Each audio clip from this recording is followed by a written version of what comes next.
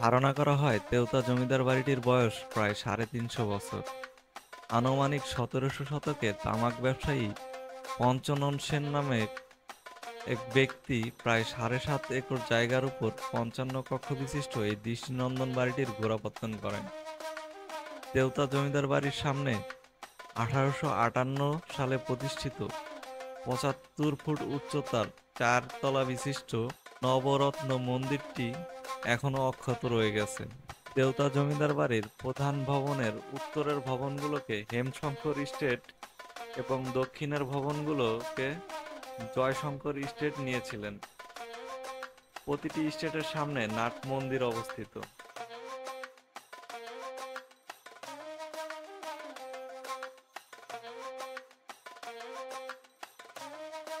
বাড়িটির পূর্ব দিকের লাল দিঘি বাড়িটি জমিদারদের অন্দরমহল হিসেবে ব্যবহৃত হতো। দিঘিতে দুটি শান বাঁধানো ঘাটলা এবং দক্ষিণ পাশে একটি চোরা কুঠুরি বা অন্ধকূপ রয়েছে।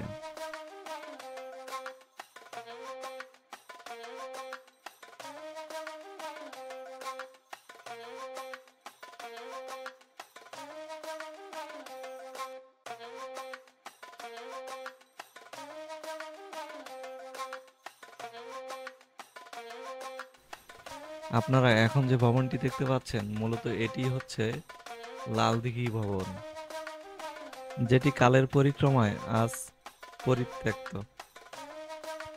একসময় এখানে জমিদারদের আধিপত্য থাকলেও আজ তাদের কোনো চিহ্ন নেই, শুধু রয়ে গেছে ভবনগুলো।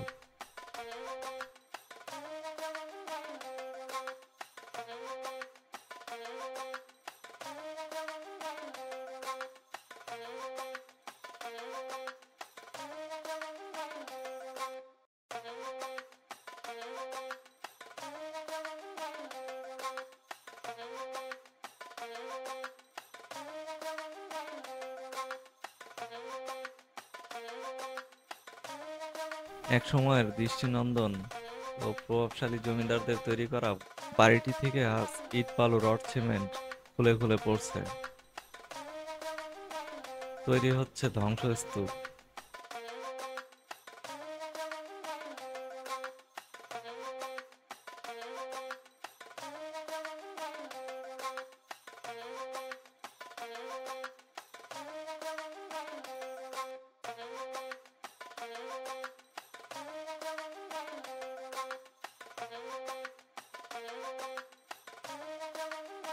জমিদার বাড়িটির সিঁড়িগুলো খুবই সরু, প্রতিটি ভবনই ধীরে ধীরে পরিণত হচ্ছে ধ্বংসস্তূপে। আজ নেই সেই চাকচিক্য আর জমিদারদের আধিপত্য।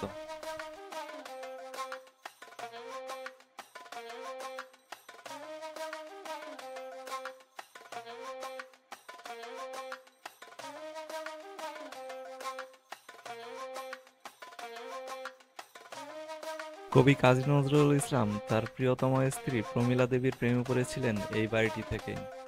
প্রমীলা দেবীর পিতা বসন্ত সেনের ভাইয়ের ছেলে ধীরেন সেনের সঙ্গে কবি কাজী নজরুল ইসলামের সখ্যতা থাকায় তিনি এই বাড়িটিতে যাতায়াত করতেন। আর এখান থেকেই গড়ে ওঠে কবি কাজী নজরুল ইসলাম ও তার প্রিয়তমা স্ত্রী প্রমীলা দেবীর সঙ্গে প্রেমের কাহিনী। কবি কাজী নজরুল ইসলাম প্রমীলা দেবীর রূপে মুগ্ধ হয়ে লিখেছিলেন, তুমি সুন্দর তাই চেয়ে থাকি প্রিয়, সে কি মোর অপরাধ।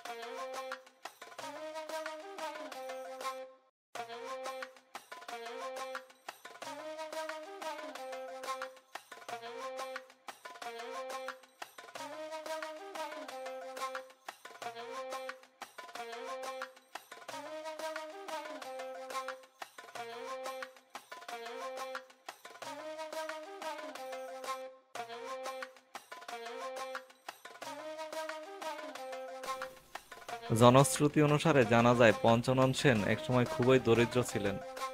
দিনাজপুর অঞ্চলে তিনি তামাকের ব্যবসা করে প্রচুর ধন সম্পত্তির মালিক হন। এরপর তিনি এই প্রাসাদটি নির্মাণ করেন এবং জমিদারিত্ব প্রতিষ্ঠা করেন। তার এখানে জয়শঙ্কর ও হেমশঙ্কর জমিদারিত্ব করেন। ভারত বিভক্তির পর তারা দুজনেই ভারতে চলে গেলে বাড়িটি পরিত্যক্ত হয়ে যায়।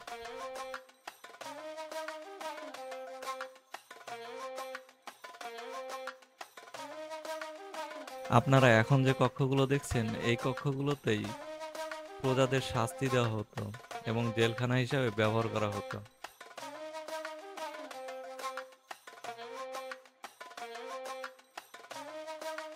প্রশাসনিক কাজে ও জেলখানা হিসাবে ব্যবহার করা হতো তৎকালীন সময়ে।